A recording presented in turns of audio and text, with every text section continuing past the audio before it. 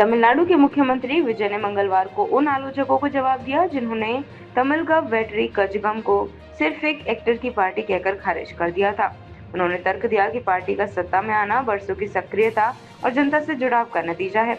विधानसभा में लंबा भाषण देते हुए विजय ने उन दावों को खारिज कर दिया कि वे सीधे फिल्म सेट से राजनीति में आए हैं। उन्होंने इसे सिर्फ एक रील स्टोरी बताया।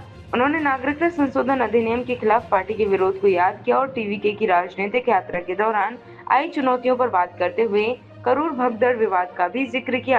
उन्होंने कहा, कुछ लोग कहते हैं कि मैं सीधे फिल्म की शूटिंग के सेट से मुख्यमंत्री बनने आया हूं।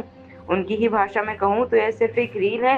ज्यादातर लोग पहले राजनीतिक पार्टी बनाते हैं और फिर लोगों के पास जाते हैं। हम पहले लोगों के पास गए और उसके बाद अपनी पार्टी शुरू की। जो लोग इस बात को नहीं समझ पाते वही हमें सिर्फ एक एक्टर की पार्टी कहकर खारिज कर देते हैं। उन्होंने आगे कहा, 2026 के चुनाव में हम बिना किसी गठबंधन के अकेले चुनाव लड़ेंगे। करूर भगदड़ को लेकर अपनी पार्टी पर लगे आरोपों का बचाव करते हुए उन्होंने कहा, करूर में 41 लोगों की जान चली गई और इसका दोष हम पर मढ़ दिया गया। क्या राजनीति इसी तरह की जानी चाहिए?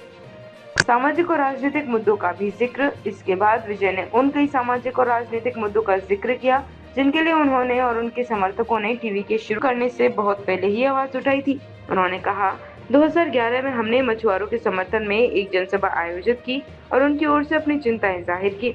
हमने जल्लीकट्टू विरोध प्रदर्शन को अपना समर्थन दिया। हमने व्यक्तिगत रूप से जाकर स्टरलाइट विरोध प्रदर्शन का समर्थन किया। हमने शिक्षा के क्षेत्र में होनहार छात्रों को स्कॉलरशिप और प्रोत्साहन राशि दी। इन सब के बाद हमने टीवीके की शुरुआत की। उन्होंने कहा, हमने नागरिकता संशोधन अधिनियम का विरोध करते हुए भी बयान जारी किए। गवर्नर के भाषण का जवाब देते हुए विजय ने तमिलनाडु के लोगों का शुक्रिया अदा किया और कहा कि उनकी सेवा करना उनकी सरकार की सबसे बड़ी जिम्मेदारी है। यह कहते हुए कि टीवीके पेरियार की धर्म को नकारने वाली सोच को नहीं मानती।